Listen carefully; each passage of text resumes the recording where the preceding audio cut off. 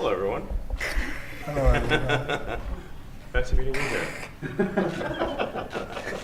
Coming often? X, are you okay? This is X, and he's a great guy, high IQ. He's a high IQ individual. And he's got this. Check out this cool chain he's got. So thank you very much. We had a busy day today. The king just left, and we've had a great discussion, terrific discussion concerning Gaza and everything else.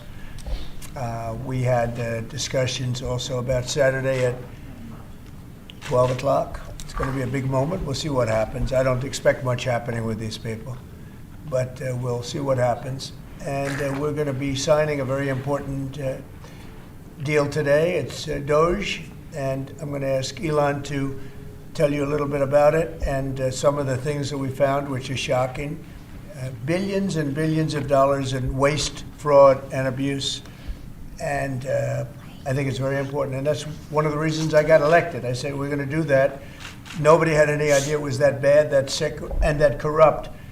And it seems hard to believe that judges want to try and stop us from looking for corruption, especially when we found hundreds of millions of dollars worth, much more than that, in just a short period of time. And we want to weed out the corruption. And it seems hard to believe that a judge could say, we don't want you to do that.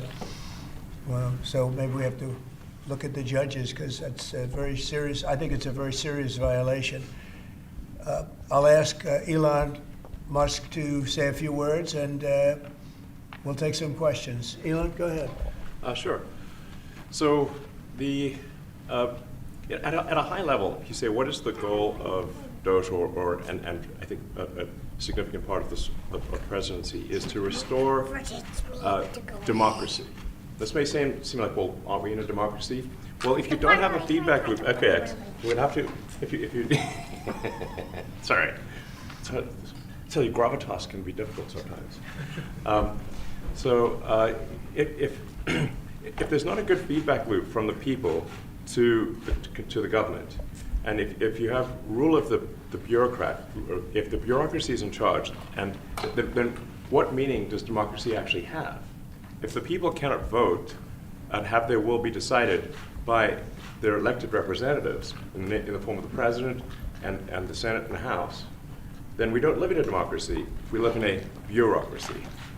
So it's incredibly important that we close that feedback loop, we fix that feedback loop, and that the public's elected representatives, the president, the House, and the Senate, decide what happens, as opposed to a large unelected bureaucracy. This is not to say that there are good people who are in the federal bureaucracy, but you can't have an autonomous federal bureaucracy. You have to have one that is responsive to the people. That's the whole point of a democracy. And if you looked at this, if you looked at the founders today and said, what do you think of the way things have turned out? Well, we have this unelected, fourth unconstitutional branch of government, which is the bureaucracy, which has, in a lot of ways, currently more power than any elected representative. And this is not something that people want, and it does not match the will of the people. So it's just something we've got to fix. And then we've also got to address the deficit. So we've got a $2 trillion deficit, and if we don't do something about this deficit, the country's going bankrupt. I mean, it's really astounding that the interest payments alone on the national debt exceed the Defense Department budget, which is shocking, because we spend a lot of money on defense. But if that just keeps going, we're essentially going to bankrupt the country. So what I really would say is, like, it's not optional for us to reduce the federal expenses. It's essential. It's essential for America to remain solvent as a country, and it's essential for America to have the resources necessary to provide things to its citizens and not simply be servicing vast amounts of debt. And also, could you mention some of the things that your team has found, some of the crazy numbers, including the woman that walked away with about 30 million, right, et cetera? Well, we do find it sort of rather odd that there are quite a few people in the bureaucracy who have ostensibly a salary of a few $100,000, but somehow manage to accrue tens of millions of dollars in net worth while they are in that position, which is, what happened to USAID. We're just curious as to where it came from. Maybe they're very good at investing, in which case we should take their investment advice, perhaps. But just there seems to be mysteriously they get wealthy. We don't know why. Where does it come from? And I think the reality is that they're getting wealthy at the taxpayer expense. That's the honest truth of it. So, we're looking at, say,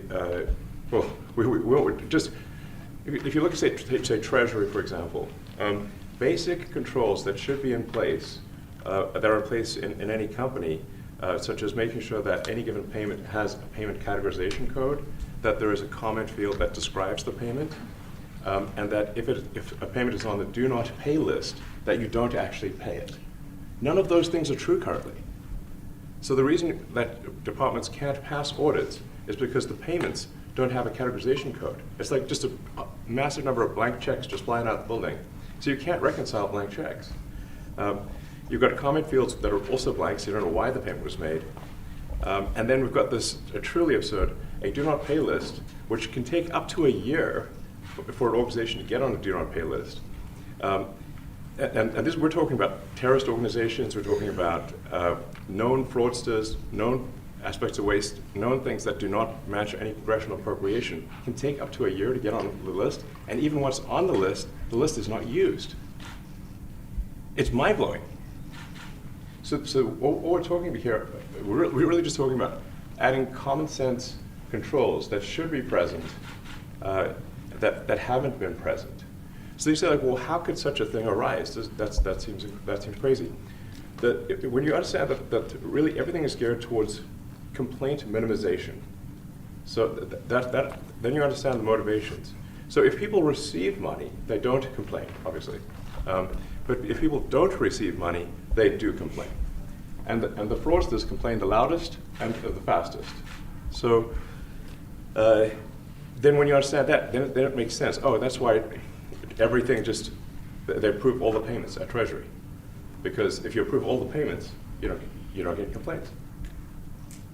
But now we're saying that, no, actually, we are going to complain. If money is spent badly, if your taxpayer dollars are not spent in a sensible and frugal manner, then that's not okay.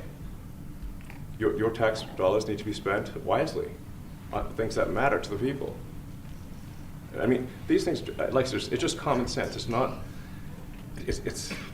draconian or radical, I think. It's really just saying, let's look at each of the expenditures and say, is this actually in the best interest of the people? And if it is, it's approved. If it's not, we should think about it. So, there's crazy things like just cursory examination of Social Security, and we've got people in there that are 150 years old. Now, do you know anyone who's 150? I don't. Okay. They should be on the Guinness Book of World Records. They're missing out. So, that's a case where, I think they're probably dead. It's my guess. Or they should be very famous, one of the two. And then there's a whole bunch of Social Security payments where there's no identifying information. Well, why is there no identifying information? Obviously, we want to make sure that people who deserve to receive Social Security do receive it, and that they receive it quickly and accurately. Also, another crazy thing. So, one of the things is we are trying to sort of right-size the federal bureaucracy, just make sure that this. Obviously, there need to be a lot of people working for the federal government, but not as many as currently. So we're saying, let's, if people can retire, with full benefits and everything, that would be good. They can retire, get their retirement payments, everything. And then we were told, this is actually, I think, a great anecdote, because we're told, no, the most number of people that could retire possibly in a month is 10,000. We're like, well, why is that? Well, because all the retirement paperwork is manual on paper. It's manually calculated, then written down on a piece of paper. Then it goes down a mine. And what do you mean a mine? There's a limestone mine where we store all the retirement paperwork. And you look at a picture of this mine. We'll post some pictures afterwards. And this mine looks like something out of the 50s because it was started in 1955. So it looks like it's like a time warp. And then the speed, the limiting factor is the speed at which the mine shaft elevator can move determines how many people can retire from the federal government. And the elevator breaks down and then, sometimes, and then nobody can retire. Doesn't that sound crazy? There's like 1,000 people that work on this. So I think if we take those people and say, like, you know what, instead of working in a mine shaft and carrying manila envelopes to, boxes in a mine shaft, you could do practically anything else, and you would add to the goods and services of the United States in a more useful way. So anyway, so I think that's an example. Like at a high level, if you say, like, how do we increase prosperity? Is we get people to shift from roles that are low to negative productivity to high productivity roles, and so increase the total output of goods and services, which means that there's a higher standard of living available for everyone. That's the actual goal. Everyone's very quiet. Your detractors, Mr. Musk. I have to what? Including a lot of Democrats. I have detractors? You do, sir. I don't believe it. Say that you're orchestrating a hostile takeover of government and doing it in a non-transparent way. What's your response to that criticism? Well, first of all, you couldn't ask for a stronger mandate from the public. The public voted. We have a majority of the public voting for President Trump. Won the House, won the Senate. The people voted for major government reform. There should be no doubt about that. That was on the campaign. The president spoke about that at every rally. The people voted for major government reform, and that's what the people are going to get. They're going to get what they voted for. And a lot of times, people that don't get what they voted for, but in this presidency, they are going to get what they voted for. And that's what democracy is all about. Mr. Musk, the White House says that you will identify and excuse yourself from any conflicts of interest that you may have. Does that mean that you are, in effect, policing yourself? What are the checks and balances that are in place to ensure that there is accountability and transparency? Well, we actually are trying to be as transparent as possible. In fact, we post our actions to the Doge handle on X and to the Doge website. So all of our actions are maximally transparent. In fact, I don't think there's been, I don't know of a case where an organization has been more transparent than the Doge organization. So the kind of things we're doing are, I think, very, very simple and basic. They're not, what I mentioned, for example, about Treasury, just making sure that payments that go out, taxpayer money that goes out, is categorized correctly, that the payment is explained, that organizations on the do not pay list, which takes a lot to get there, that actually are not paid, which currently they are paid. These are not individual judgment decisions. These are about simply having sensible checks and balances in the system itself to ensure that taxpayer money is spent well. So it's got nothing to do with, like, say, a contract with some company of mine at all. But if there is a conflict of interest when it comes to you yourself, for instance, you've received billions of dollars in federal contracts, when it comes to the Pentagon, for instance, which the president, I know, has directed you to look into. Yeah. Are you policing yourself in that? Is there any sort of accountability check and balance in place that would provide any transparency for the American people? Well, all of our actions are fully public. So if you see anything, you say, like, wait a second, hey, that seems like maybe that's, that there's a conflict there. It's not like people are going to be shy about saying that. They'll say it immediately. Including you yourself? Yes. But transparency is what builds trust, not simply somebody asserting trust. So not somebody saying they're trustworthy, but transparency, so you can see everything that's going on. And then you can see, am I doing something that benefits one of my companies or not? It's totally obvious. And if we thought that, we would not let him do that segment or look in that area. If we thought there was a lack of transparency or a conflict of interest. And we watch that also. He's a big businessman. He's a successful guy. That's why we want him doing this. We don't want an unsuccessful guy doing this. Now, one thing also that Elon hasn't really mentioned are the groups of people that are getting some of these payments. They're ridiculous. And we're talking about billions of dollars that we've already found. We found fraud and abuse. I would say those two words as opposed to the third word that I usually use, but in this case, fraud and abuse. It's abusive because most of these things are virtually made up, or certainly money shouldn't be sent to them. And you know what I'm talking about. It's crazy. So, but we're talking about tens of billions of dollars that we've already found. And now a judge who's an activist judge wants to try and stop us from doing this. Why? Why would they want to do that? I campaigned on this. I campaigned on the fact that I said government is corrupt. And it is very corrupt. It's very, very, it's also foolish. As an example, a man has a contract for 3 months and the contract ends, but they keep paying him for the next 20 years, because nobody ends a contract. You got a lot of that. You have a contract that's a 3-month contract. Now, normally, if you're in a small, in all fairness, it's the size of this thing is so big. Yeah. But if you have a contract and you're in a regular business, you end the contract in 3 months. It's a consultant. Here's a contract for 3 months, but it goes on for 20 years. And the guy doesn't say that he got money for 20 years, They don't say it. They just keep getting checks month after month. And you have various things like that, and even much worse than that, actually, much worse. And I guess you call that incompetence, maybe. Yeah. It could be corruption. It could be deals made on both sides, where the guy gets the money, he kicks. I think there's a lot of kickback here. I see a lot of kickback here. There's a lot of kickbacks. A tremendous kickback, because nobody could be so stupid to give out some of these contracts. Yes. So he has to get a kickback. So that's what I got elected for, that and borders and military and a lot of things, but this is a big part of it. And I hope that the court system is going to allow us to do what we have to do. We got elected to among other things, find all of this fraud, abuse, all of this horrible stuff going on. And we've already found billions of dollars, not like a little bit, billions, many billions of dollars. And when you get down to it, it's going to be probably close to $1 trillion. It could be close to $1 trillion that we're going to find. That will have quite an impact on the budget. Yes. And you'll go to a judge where they handpick a judge, and he has certain leanings.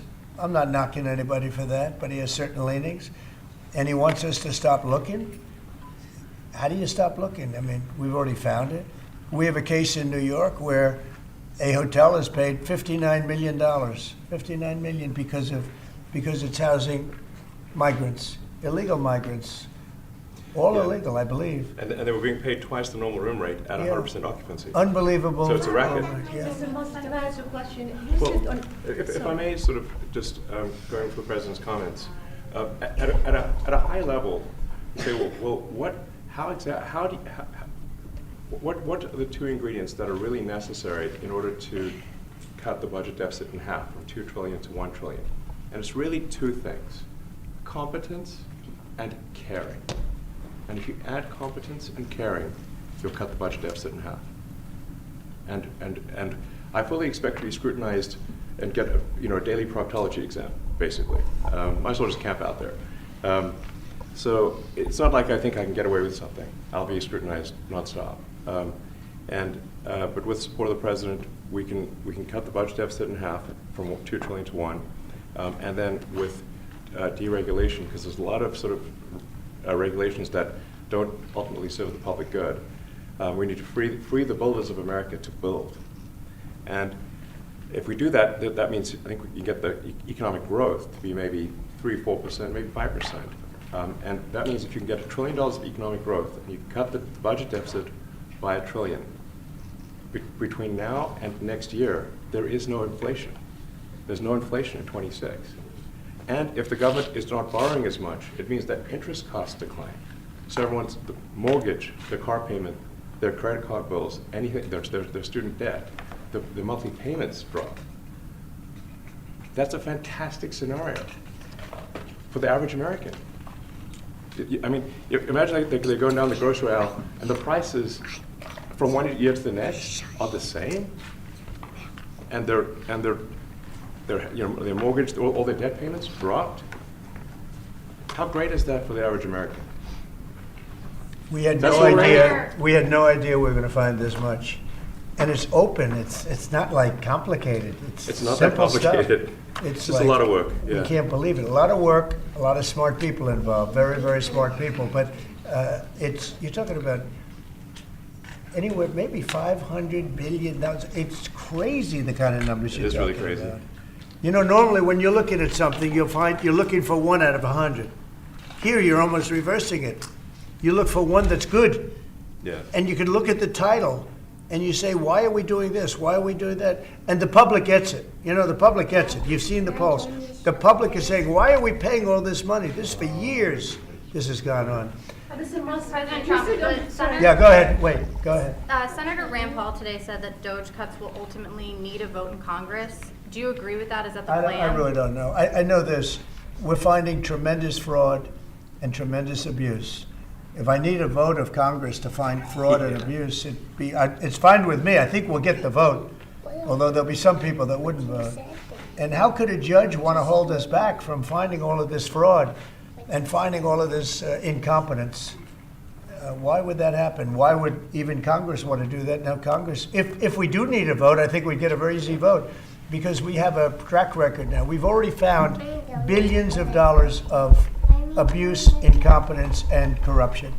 A lot of corruption. If a judge does block one of your policies, part of your agenda, will you abide by that ruling? Will you Well, comply I with that always order? abide by the courts, and then I'll have to appeal it. But then what he's done is he's slowed down the momentum. And it gives crooked people more time to cover up the books. You know, if a person's crooked and they get caught, other people see that, and all of a sudden it becomes harder later on. So, Yeah. the answer is I always abide by the courts, always abide by them, and will appeal. On the But bind. appeals take a long time, and I would Yeah. hope that a judge, if you go into a judge and you show him, here's a corrupt situation, we have a check to be sent, but we found it to be corrupt. Do you want us to send this Yeah, corrupt check to a exactly. person, or do you want us not to give it and give it back to the taxpayer? I would hope a judge would say, don't send it, give it back to the taxpayer. Yeah, if I can add to that, what we're finding is that a bunch of the fraud is not even going to Americans. So I think we can all agree that if there's going to be fraud, it should at least go to Americans. But a bunch of the fraud rings that are operating in the United States and taking advantage of the federal government, especially in the entitlements programs, are actually foreign fraud rings. They're operating in other countries and actually exporting money to other countries. We should stop that. Mr. Musk, you And said, this is big numbers. Talking about $100 to $200 billion a year. Sure. Serious money. Mr. Musk, you said on X Yeah. that an example of the fraud that you have cited was $50 million of condoms was sent to Gaza. But after fact check this, apparently Gaza in Mozambique, and the program was to protect them against HIV. So can you correct the statements? It wasn't sent to Hamas actually. It was sent to Mozambique, which makes sense why condoms was sent there. Yeah. And how can we make sure that all the statements that you said were correct, so we can trust what you say? Well, first of all, some of the things that I say will be incorrect and should be corrected. So nobody's going to bat 1,000. I mean, we will make mistakes, but we'll act quickly to correct any mistakes. I'm not sure we should be sending $50 million worth of condoms to anywhere, frankly. I'm not sure that's something Americans would be really excited about. And that is really an enormous number of condoms, if you think about it. But if it went to Mozambique instead of Gaza, I'm like, okay, that's not as bad, but still, why are we doing that? Mr. Musk, can you talk a little bit about how closely you're working with agency heads as you're directing these cuts? Do they have how much input do agency heads have when you're making these decisions? Yeah, we work closely with the agency heads, there are sort of checks in place. So it's not just us just going in and doing things willy-nilly. It's in partnership with the agency heads, and I check frequently with the president to make sure that this is what the president wants to have happen. So we talk almost every day, and I double check things to make sure, is this something, Mr. President, you want us to do this? Then we'll do it. USAID has been one of your main targets. Are you concerned at all that some of the cuts or that shutting that agency altogether may lead to diseases or other bigger problems starting in other countries that then come to the United States? Yeah, so that's an interesting example. So that's something where we work closely with the State Department and Secretary Rubio.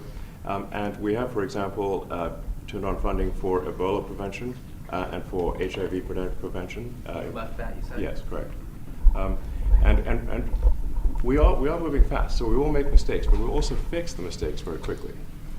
Do you see it as a worthy cause, USAID? I think that there's some worthy things, but overall, if you say what was the bang for the buck, I would say it was not very good. And there was far too much of what USAID was doing was influencing elections in ways that I think were dubious and do not stand the light of day. I just have to follow up to the Pentagon contracts. If you have received billions of dollars in contracts from the Pentagon, and the president's directing you to look into the Department of Defense, is that a conflict of interest? Are going to do at the president's request. Does that present a conflict of interest for you? No, because you'd have to look at the individual contract and say, first of all, I'm not the one, filing the contract. It's people at SpaceX or something. People will be fighting for the contract. And I'd like to say, if you see any contract where where it was awarded to SpaceX and it wasn't by far the best value for money for the taxpayer, let me know, because every one of them was. The president said the other day that you might look at treasuries. Could you explain that a little bit? What kind of fraud, and that question goes to both of you, what kind of fraud are you expecting to see or do you see right now in U.S. treasuries? Yeah, I think you mean the Treasury Department as opposed to Treasury bills. Or you also referenced treasuries on Air Force Yeah, One the other night. go ahead. well, as I mentioned earlier, really the first order of business is to make sure we're actually collecting. Sorry for this. I thought my son might enjoy this, but he's sticking his fingers in my ears and stuff. So it's a bit hard to hear sometimes. Hey, stop that. The stuff we're doing with Treasury Department is so basic that you can't believe it doesn't exist already. So for example, like I mentioned, just making sure that when a payment goes out, it has to have a payment categorization code. It's like, what type of payment is this? You can't just leave the field blank. Currently, many payments, the field is left blank. And you have to describe what's the payment for, some basic rationalization. That also is left blank. So this is why the Pentagon, when's the last time the Pentagon passed an audit? I mean, a decade ago, maybe? I don't know, ever? Really? And we want to just, in order to actually pass audits, you have to have financial information that allows you to trace the payments. And once in a while, the Treasury has to pause payments if it thinks the payment is going to a fraudulent organization. If a company or an organization is on a do not pay list, we should not pay it. I'm sure you would agree. Like, if it's quite hard to get on that payment, the do not pay list, it means that this is someone that is like dead people, terrorists, known fraudsters, that kind of thing. We should not pay them. But currently we do, which is crazy. We should stop that. Many transactions. And by the way, hundreds, thousands of transactions like that. We have a big team. And for the sake of the country, I hope that the person that's in charge and the other people that report to me that are in charge are allowed to do the right thing, namely make sure everything's honest, legitimate, and competent. But we're looking at just, when you look at USAID, that's one. We're going to look at the military, we're going to look at education. They're much bigger areas. But the USAID is really corrupt. I'll tell you, it's corrupt. It's incompetent, and it's really corrupt. And I can't imagine a judge saying, well, it may be corrupt, but you don't have the right. You got elected to look over the country and to, as we say, make America great again, but you don't have the right to go and look and see whether or not things are right that they're paying or that things are honest that they're paying. And nobody can even believe this. Other people, law professors, they've been saying, how can you take that person's right away? You're supposed to be running the country, but we're not allowed to look at who they're paying it to and what they're paying. We have massive amounts of fraud that we caught. I think we probably caught way over a lot of billions of dollars already in, 2 weeks? Yes. And it's going to go to numbers that you're not going to believe. And much, as I said, much is incompetence and much is dishonesty. We have to catch it. And the only way we're going to catch it is to look for it. And if a judge is going to say you're not allowed to look for it, that's pretty sad for our country. I don't understand how it could even work. On the buyout program, can you personally guarantee that Which one? the buyout program, the offer to federal workers, Can you personally guarantee that the workers who opt in to resign now will be paid through Well, September? they'll get their money, but they're getting a good deal. They're getting a big buyout. And what we're trying to do is reduce government. We have too many people. We have office space. It's occupied by 4%. Nobody's showing up to work because they were told not to. And then Biden gave them a 5-year pass, some of them, 48,000 of them, gave them a 5-year pass, that for 5 years you don't have to show up to work. And let me tell you, this is largely, much of this stuff is because of Biden. It's his fault. He allowed this country, what he did on our border. What he did on our border is almost not as bad as what he did with all of these contracts that have come out. It's a very sad day when we look at it. I can't even believe it. But many contracts just extend, and they just keep extending, and there was nobody there to correct it. And that cannot be, I can't imagine that could be held up by the court. Any court that would say that the president or his representatives, like Secretary of the Treasury, Secretary of State, whatever, doesn't have the right to go over their books and make sure everything's honest. I mean, how can you have a country? You can't have anything that way. You can't have a business that way. You can't have a country that way. Hey, thank you very much, everybody. Thank you. All right, guys. Guys, let's go. Come on, guys. Guys, Coming back tonight. Guys, come on. Mark Fogel will be at the White House tonight at about 10 o'clock. If you want to come over, you can say hello to him. Did the U.S. give anything in return? Not much. No, they were very nice. We were treated very nicely by Russia, actually. I hope that's the beginning of a relationship where we can end that war and millions of people can stop being killed. They've lost millions of people. They lost, in terms of soldiers, probably 1.5 million soldiers in a short period of time. We got to stop that war. And I'm interested primarily from the standpoint of death. We're losing all those soldiers. And they're not American soldiers, they're Ukrainian and Russian soldiers. But you're probably talking about 1.5 million.